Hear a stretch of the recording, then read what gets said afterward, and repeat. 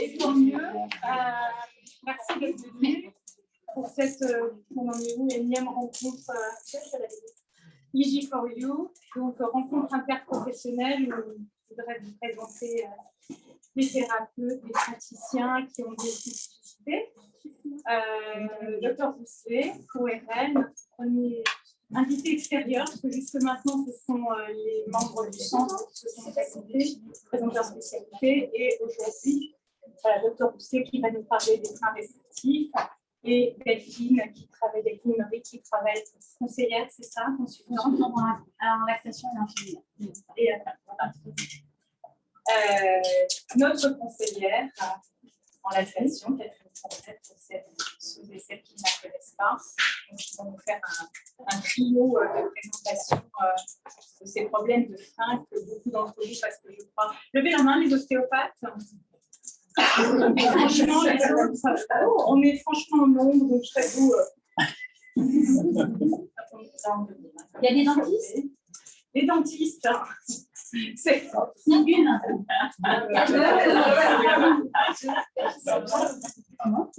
Un dentiste, d'accord. Oui, ça. Oui, là. C'est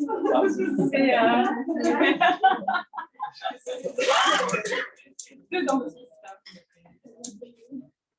Sage-femme. D'autres consultantes.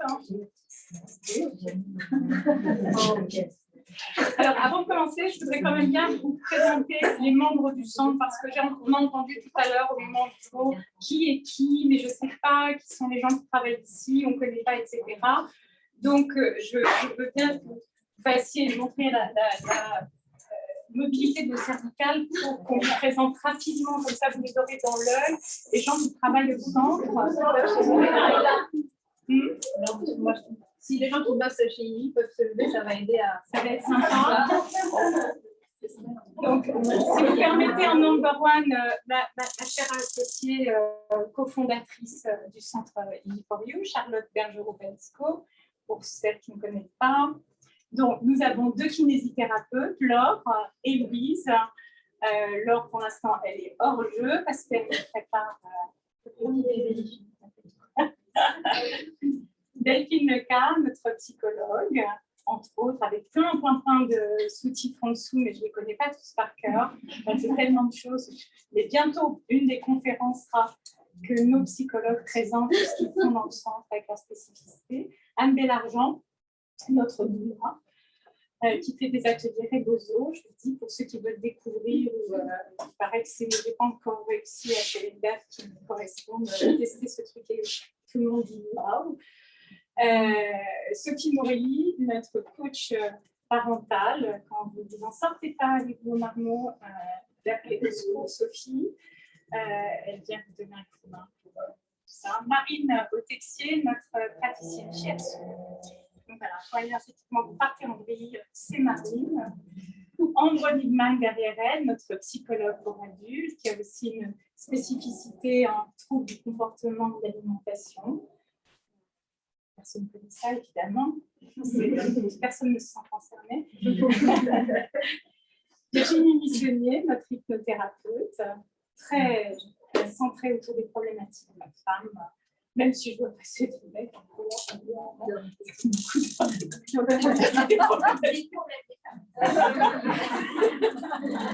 va aller à la source.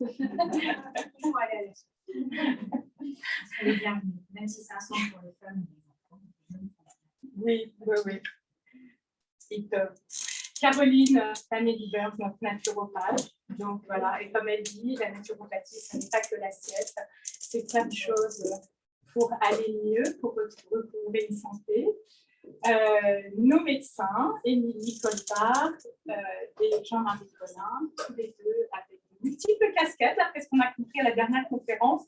Il semblerait que dire homéopathe soit presque réducteur. En tout cas, pour Jean-Marie qui dit « Je ne suis pas homéopathe, je suis plein de choses, mais on ne va pas développer ce soir. » Et maintenant, c'est le moment. Est-ce que j'ai oublié quelqu'un qui s'est planqué et non, monothérapeute. Et Fred, notre community manager. Alors, community manager, voilà, quand vous appréciez nos posts Insta, c'est Fred. Et quand vous recevez des mails, vous avez des interrogations, et ben Anaïs, où es-tu, Anaïs? Voilà. Et là, c'est elle qui vous envoie les mails, les rencontres Digifolio. C'est avec elle que vous communiquez. D'ailleurs, j'ai demandé, j'ai eu une discussion avec 2-3 personnes sur le fait que vous connaissez professionnellement des gens que vous jugez des gens de qualité. Alors, je vous invite vraiment à les inviter dans nos rencontres pour qu'on puisse faire connaissance. Et ensuite, à partager, vous avez tous le mail d'Anaïs, anaïj@gmail.com, de lui communiquer, voilà, suite à un tel thérapeute, j'ai entendu parler de tel gynéco à la Défense, de tel, pour qu'on puisse les intégrer dans le listing et peut-être un jour faire connaissance avec eux, peut-être fonctionner vos réseaux, qu'on puisse faire connaissance avec des gens avec qui vous aimez travailler. Voilà, j'ai fini de marquer. C'est à vous. Non, bienvenue chez Lucie. Et on vous présente la Catherine Fontenay. Vous voyez, bien sûr, tu vas présenter. Pardon, je vais pas.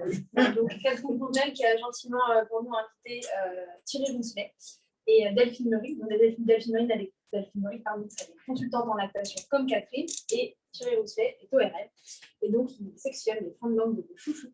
Ça, c'est lui qui s'en sectionne. Oui, c'est vrai. Il sectionne les freins de langue de vos chouchous. Ils sont venus ce soir nous faire une jolie conférence pour nous rappeler ce que c'est qu'un frein de langue, à quoi ça sert ou ne sert pas, pourquoi ça vous embête. Est-ce qu'on ira jusqu'à parler des adultes ou pas? S'il y a des questions, on peut déborder. on peut en parler toutes les deux. Voilà. Bonne conférence et belle découverte pour ceux qui ne connaissent pas les freins de langue. Bienvenue dans le monde merveilleux de la succion de l'audition. Je vais me présenter, merci. Merci à vous d'être là déjà. Et tout à l'heure, j'ai changé avec des ostéopathes et je disais que sans ostéo en tant que consultante en lactation, c'était difficile de travailler parce qu'on a besoin de vous. Vraiment.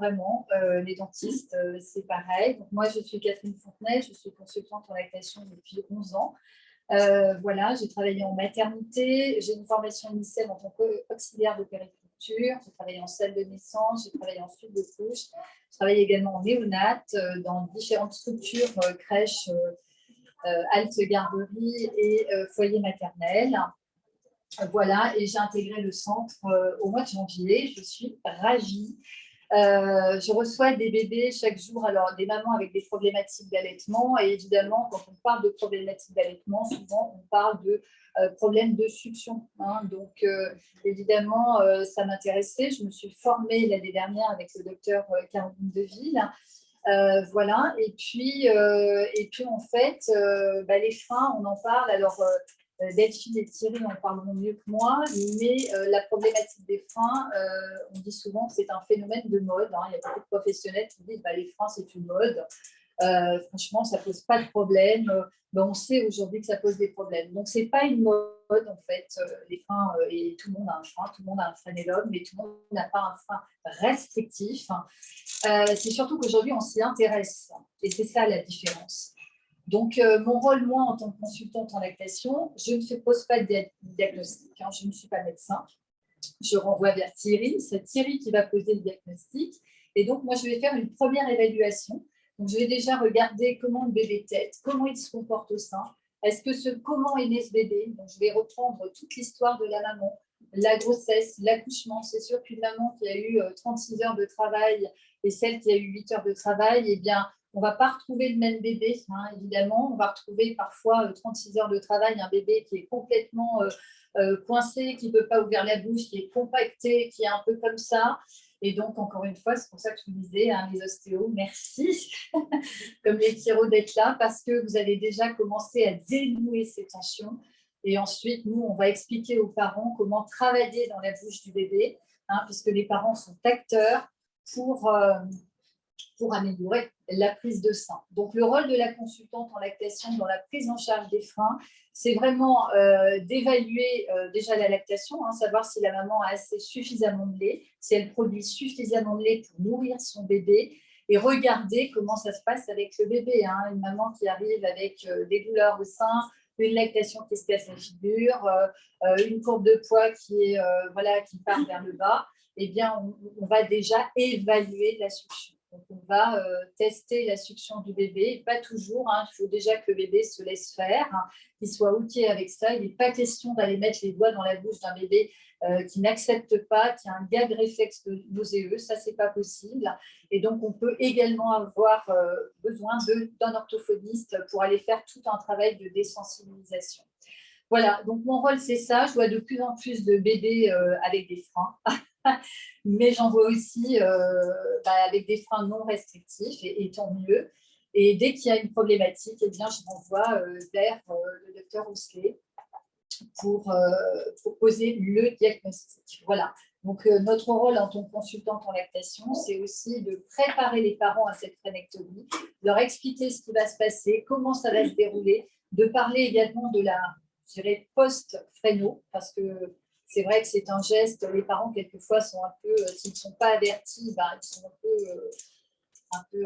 peu choqués parfois, hein, même si Thierry, voilà, les parents disent à chaque fois, oh là là, il est génial, il nous a rassurés, mais le geste en lui-même, ça fume, ça sent le cochon grillé, c'est impressionnant. La maman, elle ferme les yeux, elle est comme ça, elle tient son bébé. Le côté émotionnel, c'est important aussi, hein, c'est-à-dire que, moi, j'ai toujours travaillé comme ça, accueillir l'émotion des gens, en fait, hein, savoir comment ils ont vécu les choses, c'est très, très important. Hein, et ça pourra aider aussi, hein, de pouvoir en parler, poser les choses, etc. Comment vous avez vécu cette fréno, donc voilà. Je vais laisser la parole à Delphine et à Thierry. En tous les cas, on pourra échanger après. Et merci d'être venu. Voilà, c'est super. Merci. Je remercie Catherine d'avoir présenté, comme elle vient de le faire, en soulignant justement ce côté multidisciplinaire qui est très important pour moi. Moi, ce que je dis à tous les parents, je ne représente que 50% du résultat quand il y a effectivement un geste de frénotomie à faire. Donc, ce côté, alors, je peux vous dire un petit mot sur la façon dont j'ai été amené à m'occuper des freins. Ça remonte à 8-9 ans à peu près, un peu par hasard. J'avais acheté un laser dans mon cabinet. Je coupais les freins devant, auparavant au ciseau, comme tout le monde. Mais les freins antérieurs qui étaient connus, qui nous étaient en général généreusement décrits par le chef de service en disant tiens, il y a un frein de langue là-bas, tu vas le couper dans ton coin, tu te débrouilles. Donc, on n'a pas d'apprentissage particulier et pas de notion bien précise là-dessus. Donc, j'ai appris effectivement à faire au laser d'abord pour les freins antérieurs. Et un jour, il y a une consultante en lactation, Charlotte Pium, pour ne pas la nommer, qui est venue me voir en me disant c'est bien ce que vous faites, mais il y a d'autres freins. Je l'ai regardé en me disant écoutez, non, je regarde la littérature, en tout cas française, il n'y a pas grand-chose là-dessus. Et elle m'a dit regardez la littérature effectivement anglo-saxonne, il y a à l'époque peut-être 300 publications. Donc j'ai regardé, je me suis intéressé, j'ai découvert qu'il y a des freins postérieurs. Et finalement, en travaillant, je me suis aperçu que ces freins postérieurs représentaient la majorité finalement des freins qu'on peut être amené à couper. Voilà. Les freins antérieurs finalement étaient coupés auparavant par les sages-femmes. Je crois que depuis une trentaine d'années, ça leur est interdit. En tout cas, c'est ce que dit le Conseil de l'ordre. Et depuis, on a l'impression qu'on va arriver toute une génération d'adultes aussi, on en parlera peut-être à la fin, donc les bébés évidemment, parce que ça nous concerne ce soir. Voilà, et donc j'ai commencé à couper des freins postérieurs sans être tout à fait à l'aise, parce que je ne connaissais pas bien le geste. Les vidéos que j'avais vues chez les Américains n'étaient pas très précises. Et donc j'ai affiné, voilà, finalement, au fil du temps. Ça doit faire à peu près 8 ans que je m'en occupe. Là, je pense que j'ai un geste qui est correct, mais j'essaye encore toujours d'affiner, de poser des questions. Donc, je suis toujours dans le doute, si vous voulez. Hein. C'est ça qui est important. Je n'ai jamais de certitude absolue. Et c'est pour ça que ce côté multidisciplinaire de chiro, d'ostéo, d'orthophoniste, de consultant en lactation, de kiné, peut-être, qui m'envoie est très important. Je ne fais jamais de frénotomie si un bébé n'a pas été adressé par quelqu'un. Pour moi, c'est très important. Je lis la lettre, je lis le compte rendu. Et à partir de là, je me fais mon opinion. Donc, on peut commencer en parlant des freins buccaux. Donc, je peux démarrer. Tu peux avancer. Je fais comment on va faire ça. Okay. Voilà, ça va passer. Alors, un petit peu d'histoire, donc juste en 2 mots pour vous dire que c'est très très ancien, les freins bucco-restrictifs. Ça existe depuis les plus anciens livres japonais de médecine, en fait, ils coupaient à l'époque. Ensuite, si on va au Moyen-Âge, en fait, à l'époque, c'était les sages-femmes qui s'occupaient effectivement de couper les freins lorsqu'il était présent, et en général, à cause des problèmes d'allaitement, on n'avait pas encore le lait artificiel à l'époque. Au XVIe siècle, il y avait des sages-femmes effectivement qui se taillaient un ongle très pointu afin de pouvoir arracher le frein de langue. Alors, je ne sais pas s'il y a des sages-femmes aussi qui ont appris ça, mais bon, en tout cas, ça a été décrit. La sonde cannelée, elle est inventée par un docteur Petit. Vous voyez, c'était quand même pas d'hier, effectivement. Et cette sonde cannelée servait à l'époque, effectivement, à se guider directement sur le frein en soulevant la langue et en permettant de couper au ciseau à l'époque ou au scalpel. Est-ce que tu utilises le laser? Pardon? Toi, la sonde, tu l'utilises toujours? Alors moi, j'utilise toujours cette sonde, bien sûr, elle est importante. Et je le dis d'ailleurs souvent aux parents en disant, vous savez, ça s'était inventé dans les années 1700, donc ce n'est pas vraiment une mode, ça existait déjà à l'époque. Alors, un petit mot d'embryologie. Donc, les freins buccaux, ce sont des tissus conjonctifs, en fait, donc avec une incapacité des tissus à se résorber. C'est ce qu'on appelle un défaut d'apoptose. L'apoptose intervient, en ce qui concerne le frein de langue, au début du 4e mois de grossesse, enfin, le 4e mois du fœtal, plus exactement. Les freins de langue restrictifs, voilà, c'est ça. Donc, il y a plusieurs définitions possibles. Enfin, retenez que c'est plutôt un défaut de résorption d'un tissu conjonctif au moment de la formation de la langue. Je ne parle pas encore de la lèvre, mais en fait, c'est un petit peu la même chose, avec la difficulté, effectivement, de s'insérer au-dessus du bord libre de la gencive. Les freins de joue, c'est quelque chose qu'on découvre. C'est intéressant. Donc, voilà, je commence à m'en occuper aussi. Et c'est la membrane qui se situe entre la gencive et la joue, donc de manière latérale, à peu près à 2 cm du frein labial supérieur. Donc, un frein de langue, voilà. Donc, frein de joue, bon, là, on ne voit pas très bien. On ne voit pas très bien. Non, on voit pas Tu peux mettre au milieu. Normalement, il est par là, en fait. Non, ouais, mais celui-là. Lequel? Ah, excuse-moi. Tu prends celui-là? Ah, pardon, bon, ben voilà, je suis vraiment pas très bon. Ça commence mal.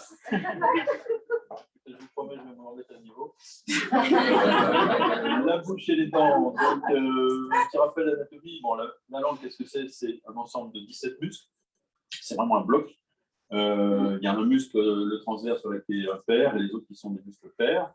Donc, c'est vraiment implanté dans le plancher de la bouche. Et donc, il faut rappeler quand même, on en parlera tout à l'heure, quand on fait les phrénotomies, on est amené parfois à rencontrer les fibres du muscle génioglosse. Et j'ai vu déjà des défauts de une cicatrisation un peu différente là, quand on est amené à toucher à ce fameux muscle. J'ai une hypothèse par rapport à ces freins-là. Je trouve que plus on prépare le bébé, et je trouve que j'ai moins de génioglosse quand tu marques sur le carnet de santé. Oui, il y a un peu moins. Parce que tu disais 30%, et là, ça fait longtemps que je n'ai pas eu de génioglosse. Donc, probablement parce qu'il y a une meilleure libération, effectivement, au moment où je fais le geste. Ah, voilà. Alors, la variabilité au niveau de la présence de ces freins, ça a toujours été estimé entre 5 et 10%, mais franchement, c'est très variable. Et Baxter, qui a sorti un très très beau bouquin il n'y a pas longtemps, mentionne qu'environ 26% des enfants ont une mobilité linguale limitée, donc des symptômes qui seraient vraiment liés aux freins restrictifs, du coup. Probablement un enfant sur 4. Alors, il y a une classification, enfin, il n'y en a pas qu'une, il y en a plusieurs, celle qu'on utilise. La plus classique, voilà, c'est la classification anatomique de Coryllos, Elisabeth Coryllos. Donc, les types 1 et 2 sont les freins antérieurs. Alors, plus fréquent, bon, moi, je pense que mon approche est un petit peu perturbée parce qu'en fait, je ne vois quasiment que des freins postérieurs. Il y a encore quand même des freins antérieurs qui sont coupés à la maternité ou par des collègues pour lesquels on a une certaine connaissance. Donc, frein type 1, c'est un frein, voilà, vraiment une insertion antérieure, donc avec une langue en général en cœur. Le frein type 2, bon, c'est un tout petit peu plus en arrière du sommet de la pointe de la langue, donc de 4 mm à peu près. Et les freins postérieurs, donc 3 et 4. Donc le frein 3, je dirais que c'est le plus fréquent. C'est celui vraiment qu'on est amené à voir effectivement dès qu'on utilise la petite sonde cannelée ou bien avec 2 doigts. Donc on relève bien la langue et on s'aperçoit qu'il y a ce frein qui commence à émerger. Et puis le frein postérieur type 4, qui est encore plus profond, et là il faut vraiment aller chercher et sentir. Alors c'est là où ma palpation au doigt, pour moi, est très importante. Donc j'essaye toujours d'estimer par rapport à cette sensation d'élastique qu'on sent effectivement au niveau du frein. Si on sent que c'est serré, là il faut le faire, surtout s'il a été bien préparé. Si on sent que c'est souple, c'est probablement un frein qui peut se détendre, donc en général je n'y touche pas. Ensuite, une autre échelle, qui est une échelle fonctionnelle, la Zellbacher, qui est un petit peu complexe. Voilà. Non, c'est pas ça. Non, ça c'est Clopio. Voilà, bon, c'est une échelle fonctionnelle qui est très longue à utiliser en fait. En consultation, en tout cas moi, dans mon exercice, je ne l'utilise pas. C'est trop compliqué. Je préfère lire les comptes rendus qui sont souvent basés sur les schémas bancaires. Donc c'est très bien. En fait, c'est une marche de travail. Oui, voilà, marche de travail, exactement. Donc Otlo, voilà, qui a sorti son bouquin récemment et qui montre, voilà, effectivement, donc on est là, à gauche sur un frein, effectivement un frein antérieur, donc frein de la langue, un frein de frein. Là, je pense que c'est à peu près pareil, il y a la belle langue en cœur. Là, on est un petit peu plus loin de la pointe, donc un type 2. Oui, c'est ce qu'il a dit, d'ailleurs, je n'ai pas encore dit ça. Il y a un frein postérieur, un petit peu moins évident, avec une langue un petit peu ramassée. Et puis, un frein de type 4, vraiment, là, il faut aller chercher celui-là. Donc, on voit qu'il a mis ses deux index de chaque côté. Et il est vraiment soulève pour arriver à bien le faire apparaître. Alors, le frein peut être court et fin intuitivement, juste là. J'ai oublié juste qu'il y avait une autre échelle. Pardon. Ah oui, vas-y, c'est une autre échelle.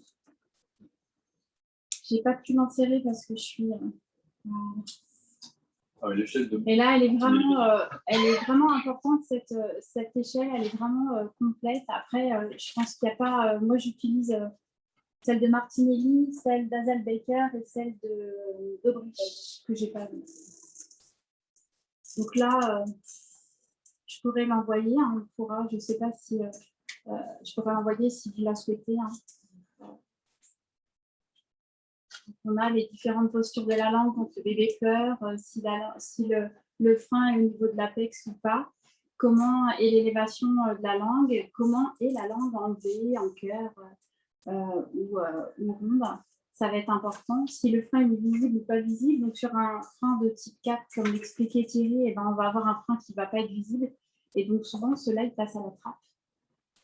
Il va y avoir l'épaisseur du frein, si les freins sont épais. La tâche où il s'insère au niveau du plancher aussi. Et ensuite, il y a toute l'évaluation effectivement de l'ATT qui va nous servir en tant que consultante en lactation. C'est pour ça que c'est important d'avoir vraiment une équipe pluridisciplinaire. Et avec tous les signes. Aussi, quand on retrouvait chez bébé, qu'on va retrouver un peu plus loin dans le PowerPoint. C'est bon? Oui, ça correspond en gros à mon interrogatoire. C'est ça. Donc, moi, je note à chaque fois. Bon, je peux peut-être rater un item, mais en général, c'est ça au niveau des signes fonctionnels. Donc là, on continue. Alors, c'est ça, les Becker, vous voyez, c'est assez c'est très précis, effectivement, mais il faut consacrer un petit peu de temps. Ce que je n'ai pas malheureusement, mais bon, intéressant. Voilà. Protocole Martinelli. Après, avec l'habitude, on sait quoi. Ouais. Moi, j'avoue que je ne l'avais pas pris le temps. Ça bien, mais. Je te laisse parler de la symptomatologie. Ouais. La symptomatologie chez le bébé, c'est une partie des symptômes. Il peut y avoir des crevasses chez la mère, une mauvaise prise de poids chez le bébé, des crevasses avec plus ou moins de douleur, des tétées qui peuvent être très longues ou même aussi très courtes. Un bébé qui s'épuise beaucoup. Beaucoup de tétées parce qu'il est tellement épuisé ce bébé qu'il s'endort et puis il repète une demi-heure après, une heure après. Un bébé qui a le hoquet, on peut le retrouver aussi chez la femme enceinte. Les femmes enceintes au dernier trimestre de la grossesse, elles vous disent oui, mon bébé avait beaucoup le hoquet. On se dit tiens, est-ce qu'il n'y aurait pas quelque chose au niveau de la succion déglutition? Un bébé qui se détache du sein, qui s'énerve, qui ne fait pas la ventouse, donc il avale de l'air, donc il va avoir des roux, qui va avoir des gaz, qui va avoir une ampoule sur la lèvre supérieure. Je ne sais pas si vous voyez là ce bébé, juste au milieu de la lèvre supérieure, il y a une belle petite ampoule qui peut être sur la lèvre supérieure, mais aussi sur la totalité. On voit une surépaisseur parce que ce n'est pas la langue qu'on voit, c'est vraiment la lèvre supérieure. Là. Ouais. On peut avoir les lèvres gonflées, on peut avoir, les bébés vont avoir du reflux. Alors, tout à l'heure, on discutait avec Charlotte et elle me dit, mais c'est tous les symptômes qu'ont les bébés, donc il faut faire très attention en disant, est-ce que c'est un frein ou pas un frein? Il ne faut pas mettre tout en se disant, ben voilà, le bébé a eu le hoquet, forcément, c'est un problème de frein. Moi, j'appelle ça une couche de millefeuille. En fait, vous dites, il y a anatomie, symptômes, il y a plusieurs couches. Et quand on voit que les couches de millefeuille sont très importantes, et ben là, on peut effectivement soupçonner très fortement un frein. Il peut y avoir, quand les bébés sont plus grands, des difficultés alimentaires. des difficultés aussi lors de la prise de biberon, parce qu'il n'y a pas forcément que les bébés allaités qui ont ce souci-là. Donc, vous voyez sur la photo, là, il y a un mamelon qui est relativement pincé. Donc, il peut y avoir une déformation au niveau du mamelon après la tétée. Il y a des vasospasmes aussi qui peuvent arriver et après, c'est en cascade. On peut aller jusqu'à l'engorgement parce que le bébé, il n'arrive pas à drainer suffisamment le sang et voire à l'abcès.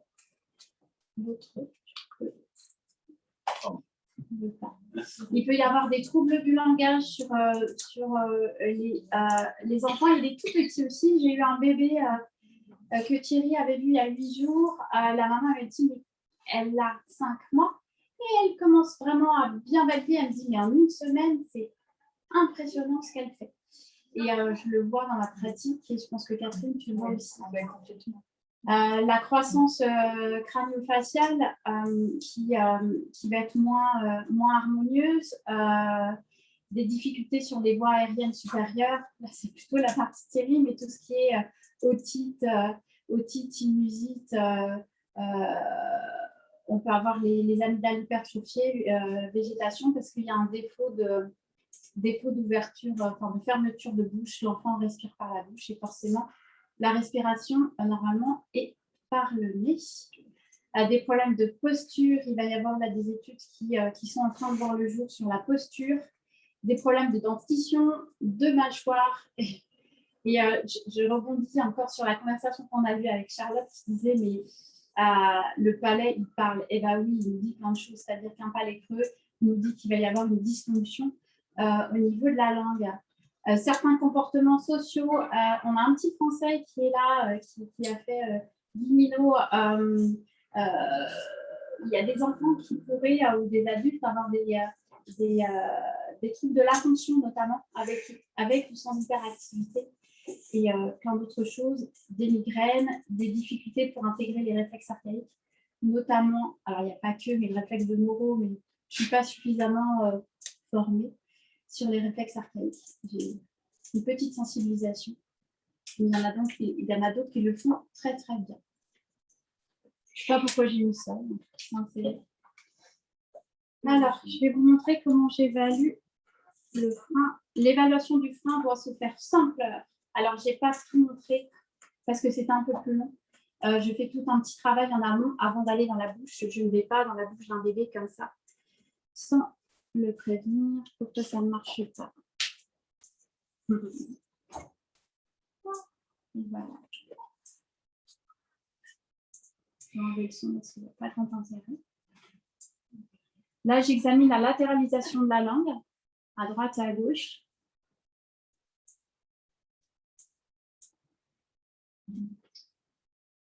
Je vais aller au niveau des joues, voir s'il y a des freins.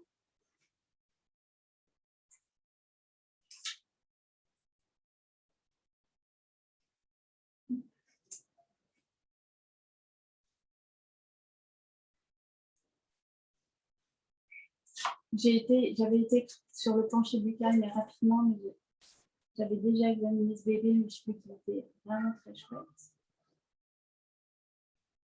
Je vais examiner un peu le supérieur. Je vais là regarder ce fameux palais avec la succion, si la langue elle va se mettre en queue, si je n'ai pas un réflexe nauséeux. En sachant que le réflexe de succion intervient entre 0 et 3 mois. Après 3 mois, c'est un peu plus compliqué. Donc là, souvent, je fais des essais en diminuant en fait, l'espace intrabuccal. Voilà. Là, donc, ça t'était un petit peu mieux. Et ensuite, je vais aller. Alors moi, je n'utilise pas la sonde canine, j'utilise les 2 index. Là, je ne peux pas dire s'il y a un problème de frein. Là. Je vais aller voir en fait ce qui se passe. Je vais suspecter.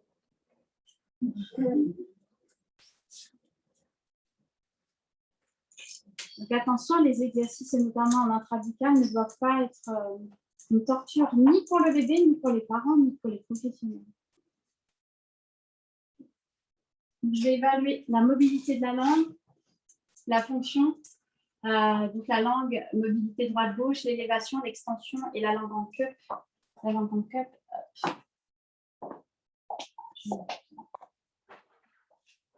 La langue en cup, je ne sais pas si vous arrivez à voir. C'est vraiment ça. Et donc, je vais avoir des enfants. C'est pas grave, la langue. C'est bon. Les enfants, en fait, ils n'arrivent pas à faire ça.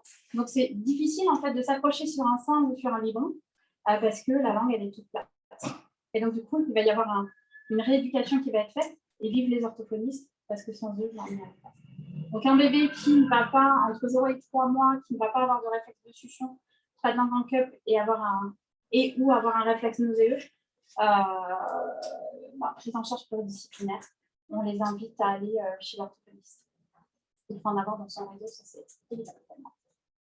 Voilà. Ensuite, on va avoir ce petit bout de chou. Ah, regardez bien ses joues. Vous voyez comment il creuse? Regardez la lèvre supérieure, la forme de son crâne aussi, est particulière sur petit bout. Regardez les points, enfin surtout le point à gauche, il est serré. Ça va nous donner en fait des indicateurs. Il n'est pas hyper bien positionné. Cela dit, il y a des bébés, on n'arrive même pas à très bien les positionner parce qu'ils se mettent tellement en arrière en hyperextension que c'est très compliqué en fait de les examiner. Ensuite, là, vous avez un bébé avant la fréno. On va retrouver le même. Donc, petite ouverture de bouche. On a toujours les poings serrés. On a plein de tension au niveau de son visage. J'ai oublié de mettre le son parce qu'elle claque, elle. Non, on n'entend pas. Si? On entend mieux. Je vais faire là. Vous avez entendu le petit claque qui peut claquer aussi pendant le biberon. Attention. Voilà. Donc, elle a du mal à prendre le sein. Elle claque. Peu d'ouverture de bouche.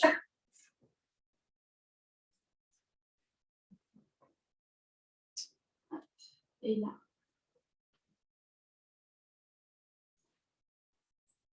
On est à 4 jours post-fréno.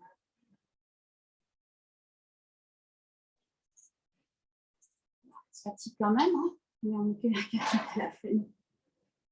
Donc la maman décrit qu'elle tète mieux, moins souvent, elle sent plus rassasiée, elle fait moins de bruit, là on l'a entendu.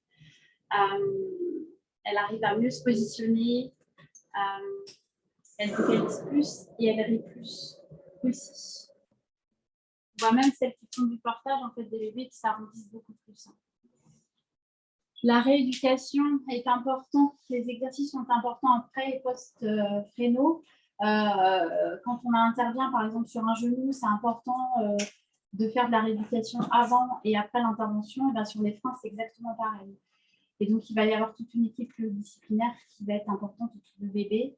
Quand j'entends équipe pluridisciplinaire, ça va être la consultante en lactation, ça va être le thérapeute manuel. Donc, je mets les thérapeutes manuels, ostéo, chiro et éthiopathe. On va avoir dans la boucle aussi forcément l'ORL, le dentiste, pédiatre aussi qui coupe, certains médecins généralistes. On va avoir des orthophonistes pour les plus âgés, on va avoir les plus âgés pour les adultes et les enfants, on va avoir kiné maxillofacial, on va avoir aussi des personnes qui vont travailler en réflexe archaïque. On peut avoir aussi avoir besoin du podologue et on peut avoir aussi, et qu'on aura après, faire des examens de vue avant et après fréno, mais ça va être, c'est mon cheval de bataille dans les prochaines années parce que j'ai des hypothèses là-dessus. On est en perpétuel avec Thierry à s'efforcer de ne pas rester dans notre zone de confort et de pouvoir avoir des hypothèses tout le temps. Donc, ce qu'on vous dit là, aujourd'hui, ça se trouve dans 2 ans, vous direz « Ah, eh ben, c'était pas bon ». Parce que cette première conférence, on l'a fait en 2018 et je peux vous affirmer que j'ai beaucoup changé de choses en fait, sur ce PowerPoint. Parce qu'on n'était pas si bon que ça à l'époque, on ne savait pas.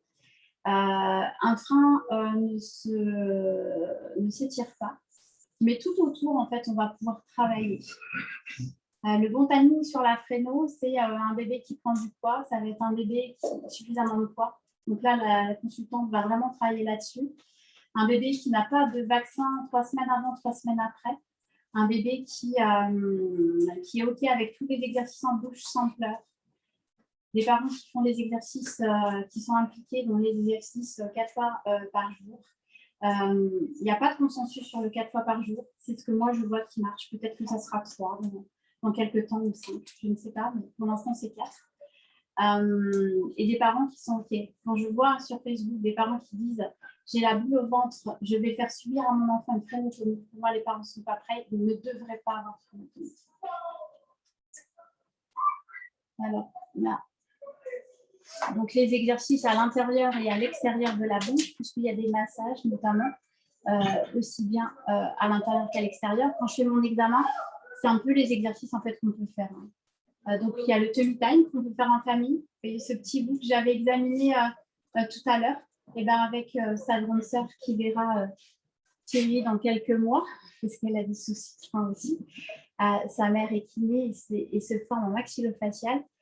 Il va regarder à droite, à gauche pour vraiment libérer les cervicales et toute la zone au niveau du cou. On va avoir ce même bébé qui va faire du guppy. Pareil, on va vraiment relâcher toute cette chaîne. Et je laisse Thierry faire. Dans la technique chirurgicale, moi, je vais vous expliquer celle que je fais au cabinet, en fait, qui est ce qu'on appelle une frénotomie. En fait, c'est une ouverture du frein, donc quelle que soit sa topologie, antérieure ou postérieure. On peut faire une frénectomie au ciseau avec des sutures, mais ça c'est plutôt au bloc opératoire, évidemment. Là, on fait un allongement artificiel effectivement du frein de langue. Frénuloplastie, donc c'est des techniques en lambeaux, en Z, donc c'est pas très intéressant. Et moi, je fais frénotomie donc au laser, avec une anesthésie locale. Le choix de la technique, je dirais, est praticien dépendant. C'est-à-dire qu'il y a des praticiens qui font ça très bien au ciseau, parce qu'ils ont l'habitude. Il faut savoir quand même qu'une frénotomie au ciseau pour un frein postérieur, le problème, c'est que ça saigne. Donc, en général, on fait le premier geste, on hésite un petit peu, on tamponne, et après, on fait le deuxième, mais on ne va pas très loin. Et peut-être qu'on est un petit peu gêné par justement ce saignement. Voilà, donc là, je ne sais pas si vous avez plus. Et sinon, voilà. Donc, en pratique au cabinet, moi, je suis toujours avec les parents, j'insiste bien. Bon, déjà parce que je n'ai pas d'aide particulièrement. Donc, un petit tapis d'examen que je mets entre, en général, les jambes de la maman et du papa. Moi, je suis de l'autre côté. Et donc, je suis avec un bébé qui est vraiment avec la tête juste en dessous de moi. Donc, je suis vraiment à l'horizontale, un peu comme quand on travaille au bloc opératoire pour une amélectomie, par exemple. Donc, en décubitus dorsal, les genoux, effectivement, sont écartés. Enfin, les jambes sont écartées de chaque côté du ventre du papa ou de la maman. Et donc, les parents tiennent la tête, en fait. Ils ne sont pas obligés de regarder. Je les préviens quand même un petit peu en disant que c'est un peu impressionnant. Je prends ma petite sonde cannelée et je commence effectivement. Alors, je donne déjà avant un tout petit peu de sirop de sucre de canne. Donc, ça, c'est pour les apaiser, en tout cas pour les bébés. Je fais quand même une petite anesthésie locale de surface. Je préviens toujours les parents en disant ça n'est qu'une anesthésie de surface. Donc, le bébé va pleurer, voilà, pas longtemps, mais il va sentir quand même la chaleur, même si le geste est rapide. Je mets un petit peu de crème emla au niveau de la lèvre supérieure et des joues s'il y a besoin. Et alors, ceux qui connaissent juste la crème emla, quand il m'a dit ça, un jour je mets de la crème emla. Moi, en étant infirmière, on met de la crème emla, on attend 1 heure. Oui. Et puis, non, je t'assure, ah ouais, enfin, moi, très sceptique. Et puis, le jour où j'ai fait mon frein de la supérieure, elle me dit tiens, je vais te mettre de la crème emla en 2 minutes. Je me dis, waouh, c'est impressionnant. Je vous invite à tester sur vous. Ça anesthésie. C'est très rapide. C'est hyper rapide. C'est une locale. C'est dosé à 5%, donc c'est assez rapide. Et puis ça s'élimine assez vite. Et sous la langue, je me mets un petit spray de Zilo. Alors en général, je le fais glisser 2 petites gouttes le long de mon doigt. Comme ça, je sais que c'était déjà un petit peu insensibilisé. Le geste en lui-même, il est assez rapide. On va dire sous la langue, ça dure un maximum 10 secondes. Quel que soit le type de frein d'ailleurs, parce que s'il y a un frein antérieur, il faut se dire qu'il y a un frein postérieur derrière. Donc il faut se dire que alors, si le plancher est là, la langue est là, mais il faut vraiment aller loin en arrière. C'est un peu le problème des freins antérieurs, c'est que souvent on s'arrête un petit peu trop tôt. La sonde cannelée, donc qui est réglée, donc on a vu tout à l'heure, ça protège effectivement la langue, ça permet de savoir où on s'arrête surtout. Donc la langue est bien soulevée, elle est mise sous tension, ce qui permet vraiment de bien dégager le frein. Et effectivement, avec le laser, moi j'utilise un laser contact qui est un laser diode. Il y a un autre système de laser avec un laser CO2, mais qui est un rayon. Donc si le bébé bouge un petit peu, ce qui peut malheureusement arriver parfois parce que les parents ne sont pas très à l'aise, Voilà, tremble un petit peu. Donc, du coup, il vaut mieux avoir un laser contact directement. C'est-à-dire que si mon geste tremble ou le parent tremble, ben, au moins, on ne fait pas de dégâts à côté. Donc... Tu les as fait peur, là. Donc, en général, voilà, c'est pas sanguinolent parce que c'est un laser qui coagule bien. Je mets une petite puissance, justement, pour éviter d'avoir un côté cramé entre guillemets. Et donc, en fait, on avance tout doucement. On va le voir sur une petite vidéo après, en fait. Hein. Donc, je commence à passer au-dessus des orifices salivaires. Après, je descends doucement et je m'arrête une fois que je vois que j'ai senti effectivement qu'au niveau de ma langue, ça se levait bien. Alors, moi, je le sens immédiatement, en fait. Hein. On sent vraiment quelque chose qui se libère. Et là, on n'a pas encore parlé des freins de lèvres, mais c'est encore plus net avec un frein de lèvres supérieur. Quand on fait le premier geste, il ne se passe rien. Deuxième geste, tac, comme un élastique qui se lâche. Et là, on sait qu'on est vraiment, vraiment efficace. Pour les freins de joue, c'est pareil. Freins de joue, voilà, on débute effectivement, on découvre un petit peu. Et quand il y a une tension sur les freins de joue, on les voit se libérer d'un seul coup, comme un élastique. Efficace. Le saignement post-opératoire, voilà, il est assez minime en fait. Hein, une goutte de sang, ou parfois une petite compresse. En général, je repasse après un tout petit peu de sucre de canne. Je me suis posé des questions sur l'effet hémostatique du sucre de canne à un moment donné, mais bon, c'est pas certain quand même.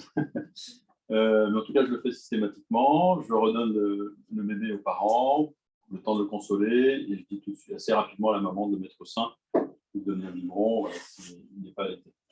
Donc, il n'y a pas de suture en fait. Hein. Donc, c'est vraiment une cicatrice ouverte, donc qui va cicatriser assez rapidement. C'est-à-dire que si on fait une phrénotomie le matin, on sait que dès l'après-midi, il y a du tissu fibreux, donc il y a de la fibrine qui va recouvrir. Et c'est là où, voilà, en général, je dis pour une phréno, faites le matin, on va commencer les exercices le soir.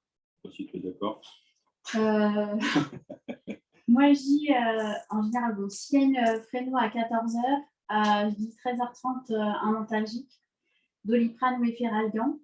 Après 13h30, on fait 14, 15, 16, 17, 18, 19, 20.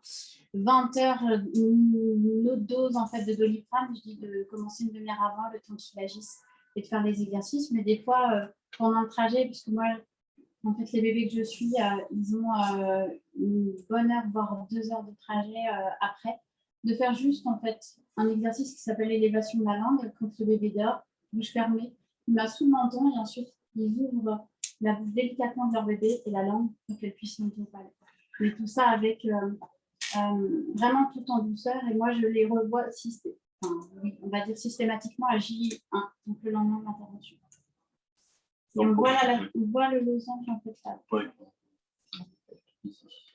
Et en post-phrénotomie, maintenant, pour des bébés à partir d'un mois, ça m'arrive effectivement de donner quelques gouttes de Célestel, le soir même en demi-dose, en fait, et le lendemain matin, pour limiter les réactions inflammatoires. Parce qu'on a eu quelques cas de grève d'allaitement, en tout cas, de panne d'allaitement.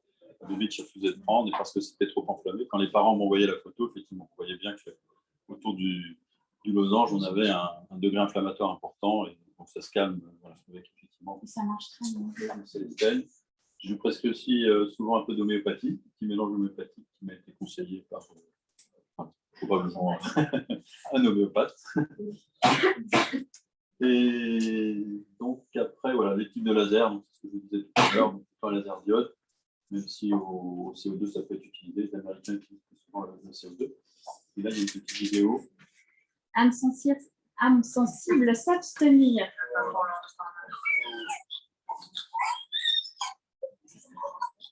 Donc là, on voit un priori postérieur, le sens.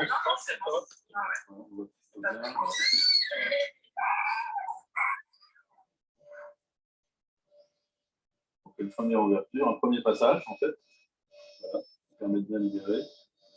Voilà. Et après, voilà, je fais dessus. Rapide. Donc, vous voyez, 10 secondes en bas et en haut maximum. Voilà. Très rapide. Donc après, je sais pas ce qu'on avait. Cas clinique. Alors, il est vieux, ce cas clinique. J'en ai pas remis un nouveau. Donc, cette petite puce est née en août 2018. Il n'y avait pas de particularité pendant la grossesse, pas de stress chez la maman. Un hockey chez cette petite puce, un accouchement à l'hôpital. Et oui, je suis aussi des bébés de loin, en fait, parce que je suis en Seine-et-Marne et cette petite puce est née à Lyon. Un déclenchement à J+2, parce que c'était J+2. En fait, il n'y avait pas de soucis de santé particuliers ni chez la mère ni chez le bébé. Ça a entraîné une césarienne pour anomalie du rythme fœtal, une petite prise de 2,980 à la naissance. Elle n'arrivait pas à téter à la naissance, donc on lui a donné un biberon de préparation pour nourrisson. La montée de lait s'est faite à 3 jours. Elle a été douloureuse. Il y a eu une hyperthermie. Elle est rentrée à la maison. Elle avait du mal à s'accrocher. Elle avait le hoquet. Elle s'étouffait. Réflexe d'éjection fort. Alors, le réflexe d'éjection fort, pour moi, n'existe pas. Le réflexe d'éjection existe. Mais quand les mamans décrivent qu'il est fort, en fait, c'est que l'enfant n'arrive pas à déclutir correctement. Puisque quand on rétablit la succion du bébé, ben, oh, miracle, je n'ai plus de réflexe d'éjection fort, ben, vous n'en aviez jamais eu en fait. Ça, c'est mon hypothèse, mais je n'ai pas d'études là-dessus. Des douleurs pendant 1 mois après la naissance, les tétées étaient longues et fréquentes. Il y avait des gaz, des rots, il y avait le lait qui coulait de chaque côté de sa bouche quand elle tétait. À l'examen, j'avais une langue ronde, une élasticité minime du frein. Alors, vous allez me dire, oui, mais le frein, c'est pas élastique. En fait, on sent la tension. Il y avait une attache postérieure de la langue. Il y avait une latéralisation qui n'était pas géniale, une élévation qui était difficile, même lors de la manipulation. Une langue à plat sur mon doigt et elle n'arrivait pas à téter. À l'époque, c'était il n'y a pas si longtemps que ça, je vous l'accorde, je ne savais pas le rôle des orthophonistes sur là. Donc, elle a fait chez l'orthophoniste. Il y avait un frein de lèvres aussi, elle lâchait le sang de nombreuses fois, il y avait des bruits de claquements, une petite ouverture de bouche. Vas-y. Je voudrais rajouter un petit mot sur le frein de lèvres supérieur, qui, à mon avis, est souvent sous-estimé et qui est très important. Pour moi, c'est vraiment la ventouse sur le sein, sur la tétine du biberon d'ailleurs. Et le meilleur moyen d'évaluer, c'est en remontant la lèvre supérieure, on doit être capable de boucher les narines. Si on y arrive, c'est que c'est un frein qui soit est en train de se détendre, soit est complètement efficace. Donc, en général, on n'y touche pas. Mais c'est vrai qu'à cause de ça, je pense qu'à cause de ce frein de lèvre supérieure, les bébés avalent beaucoup d'air. Gorgée d'air, ce qu'on a dit tout à l'heure, avec beaucoup de rots, de gaz, des enfants qui se tortillent, et du RGO aussi. C'est une participation, en tout cas, dans l'apparition d'un RGO. Voilà. C'était plus courte et plus nombreuse. J'avais une langue en gouttière. AG10, c'est une bonne succion. Une bonne prise de sang, elle ne s'étouffait plus, il y avait moins de gaz, un visage plus reposé. Elle babillait plus, se positionnait plus correctement en portage et les cheveux repoussés derrière sa tête si elle fut de tonsure. La courbe de poids, elle était OK, hein, c'était OK, mais on voit juste après la phéno, donc c'était à 14, un peu avant la 14e semaine, hop, ça remonte un peu plus. Voilà ce qu'elle nous a envoyé. Pour elle, c'était une renaissance et elle vit un allaitement serein. Aux dernières nouvelles, je ne sais pas si elle est toujours allaitée, mais elle va avoir 3 ans. Ouais, elle va avoir 3 ans, mais à 2 ans et demi, elle était toujours allaitée, cette petite princesse. Par contre, son frein s'est rattaché. Elle a une meilleure fonction de langue, mais pour moi, il y a des petits trucs du langage, il faudra y repasser. Mais il n'y avait pas les mêmes prises en charge, puisqu'il y a eu des exercices après la phéno et pas avant. Il y a de moins bons résultats, hein, ça c'est clair.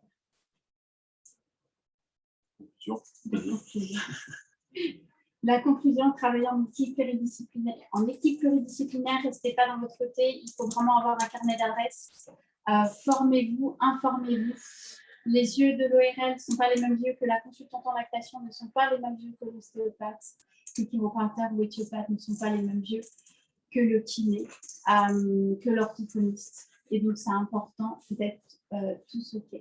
D'envoyer un bébé en fréno parce qu'on a décidé que c'était comme ça, c'est vraiment dommage. Il y a toute une prise en charge pour ces bébés. Et il y a une meilleure réussite en fait, de la mobilité de l'homme. Laser ou ciseaux, oui. Praticien dépendant. Ouais. En tout cas, pour moi, grâce à cette équipe multidisciplinaire, ça m'arrive sur une dizaine de consultations pour des freins buccaux. 2 cas sur 10 où je dis aux parents, écoutez, non, vous avez bien travaillé, ça se passe bien, continuez, ça va se détendre. En général, ça concerne plutôt des freins postérieurs au niveau de la langue, un frein de lèvre supérieur qui commence à bien se détendre. Et voilà, on nous vend toujours la porte. En général, ils peuvent me de 6 mois si ça se dégrade. J'essaie toujours, dans la mesure du possible, de freiner. Voilà.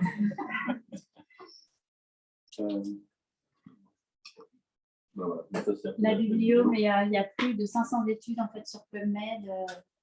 Il y en a plein qui fleurissent. Voilà.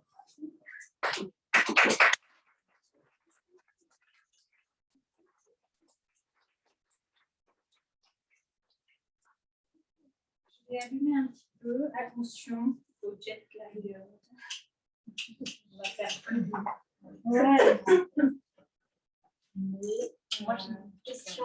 Je pense que vous avez entendu parler d'un article qui est paru il n'y a pas très longtemps sur la complémentation en acide folique chez les femmes enceintes et l'effet que ça aurait sur les femmes mariées.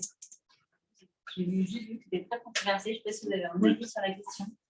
Il n'y a pas d'avis sur la question parce que là, actuellement, ce sont que des hypothèses. Il faut voir en fait l'état, dans quel état sont les parents au niveau vitaminique, au niveau minéraux, etc. Et ça peut jouer en fait sur les freins. Vous avez un livre qui s'appelle Dirty Game de, je ne sais plus comment l'auteur, et vous avez un autre livre qui s'appelle Linda, si tu m'entends, je peux te donner l'info. J'ai mis quelque chose, je l'ai sur le bout de la langue, mais j'arrive pas à le retrouver, qui donne déjà des pistes. Mais des fois, la supplémentation en acide folique en fait, ne sert à rien puisqu'il n'y a pas l'enzyme qui va un problème de méthylation. Exactement. Exactement, il n'y a pas que... Exactement, mais c'est très très complexe. Pardon? Non, c'est pas complexe. Je demande de faire une biologie, demander oui. J'ai vu dans ma carrière une femme qui m'a dit j'ai un problème au niveau de mon gène LTHFR. Et là, j'ai dit pardon. Je dis mais vous avez le truc, ça a été fait en Italie. En France, j'ai jamais. Personne ne. S'il est fou pour la fertilité dans les bilans chiffres, quand ça ne prenne pas de fausses couches ou de fertilité, mais c'est en toute fin de bilan, lorsqu'on me dit que les là, en vrai.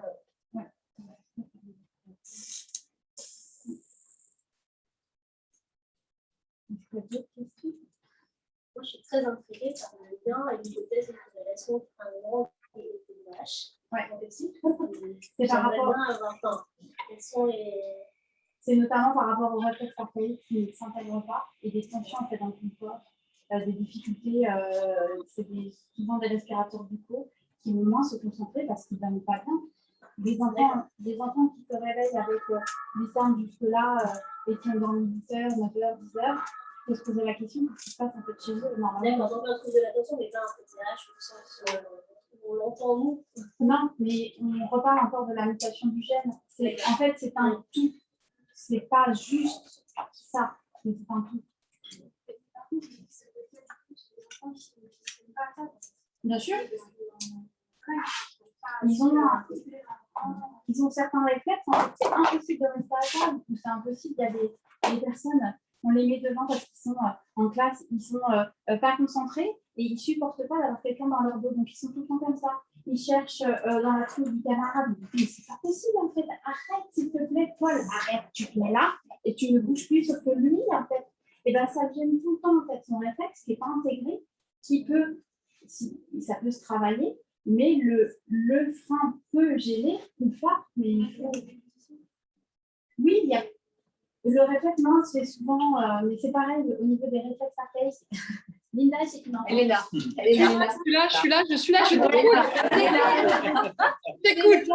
C'est le galant Pérez, s'il te plaît, pour les enfants là, qui se retournent tout le temps. C'est le galant. Le galant.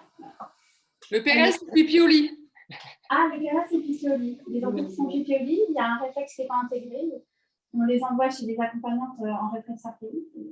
Donc, ça pourrait miner un TDAH, mais c'est pas une source. Je pense que c'est important quand même. Oui, c'est important, effectivement, de toujours nuancer. Hein. C'est comme un bébé qui a du reflux, on ne va pas dire, tiens, c'est forcément, il a du reflux, mais un frein. Absolument surtout rappeler, je pense que c'est important, c'est que ce n'est pas le frein, c'est les compensations. Bien qui sûr, créent oui, contre oui. le frein, qui posent différents problèmes et c'est là que ça peut se loger sur différents canaux. Le frein en lui-même, c'est pas frein, c'est frein, tension pharyngée, ce bébé qui ne libère pas d'autres tensions d'intra-utéro, de naissance, etc. et qui du coup ne va pas pouvoir se déployer correctement. En grandissant, les problèmes s'accumulent ou pas d'ailleurs. C'est vraiment les compensations autour de ce syndrome qui se frein dans les mêmes. Parce que la nuance, elle est importante, parce que c'est là, si on fait des racks aussi, on peut, il a un frein et il a toutes les galères. Ouais, tout à fait.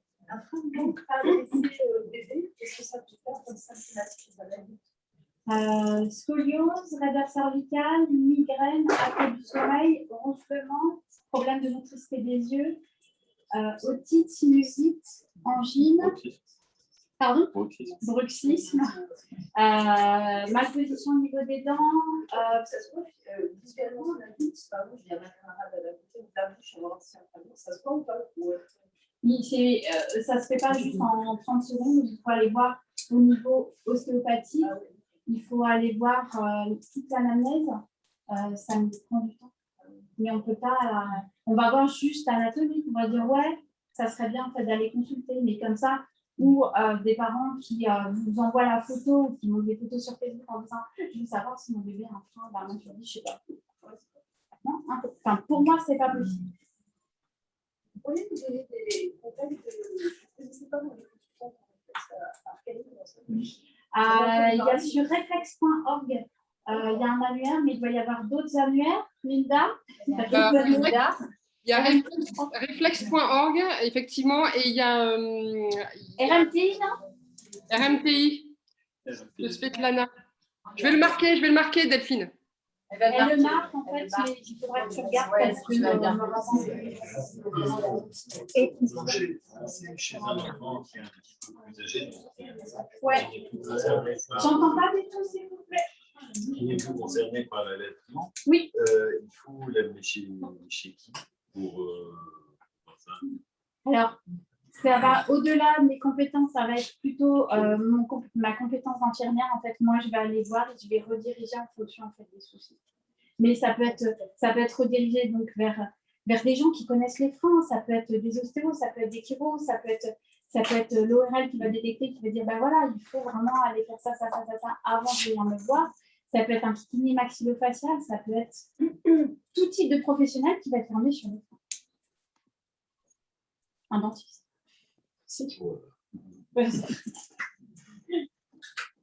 Et pour une fréno adulte en pré-post-fréno, est-ce qu'il vaut mieux voir un kiné maxillofacial ou un orthophoniste? Est-ce que c'est obligé? Ils ne vont pas travailler sur les mêmes choses. Mais pour les deux. Pour moi, je sais qu'il y a des kinés qui vont m'entendre, qui vont me dire c'est quoi cette nana, mais je trouve que la formation en France, pour moi, elle n'est pas encore suffisante pour les kinés maxillofaciales. Donc, on va avoir des choses qui vont venir des États-Unis. Après, le praticien qui va être à l'aise, et tout dépend des formations qu'il va avoir.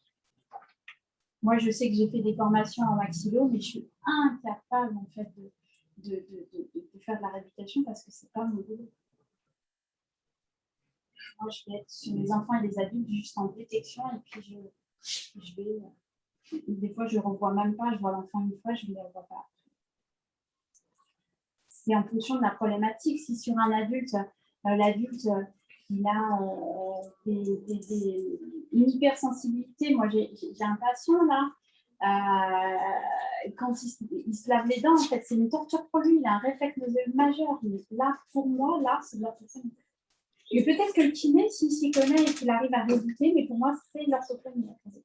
Et pour des compensations plutôt ostéo-articulaires, tension cervicale, ATM, bruxisme. Voilà, on va aller sur les ostéo-chiro en complément du kiné maxillo. Ouais. Parce que nous, on libère, on ne va pas rééduquer le placement de la langue, la fonction, c'est quand même pas non plus.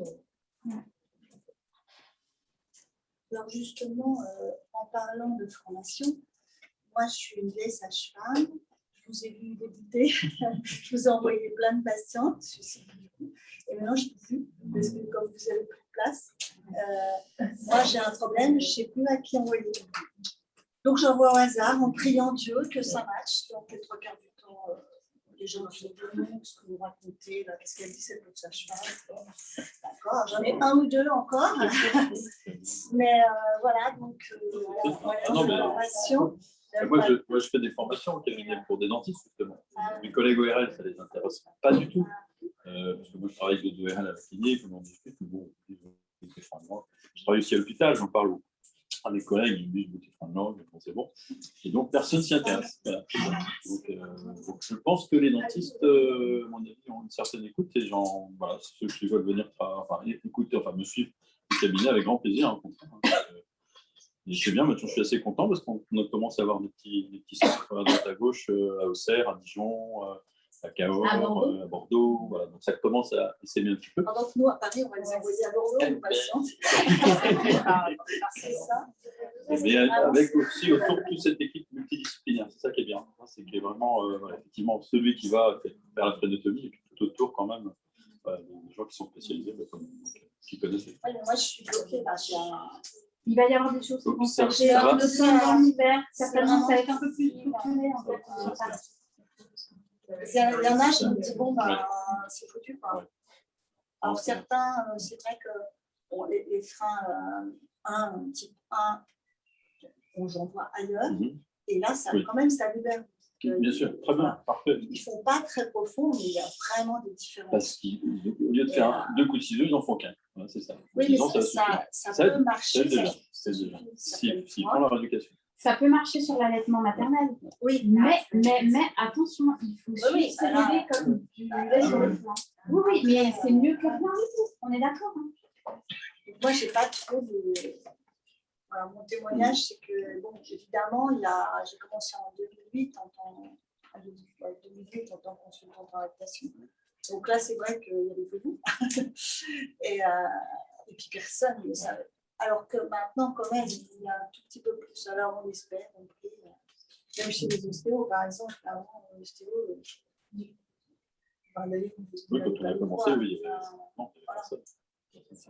Donc, on espère qu'il y a encore une franche méconnaissance des problématiques de freins restrictifs, de toute façon. Ah, mais même dans les maternités.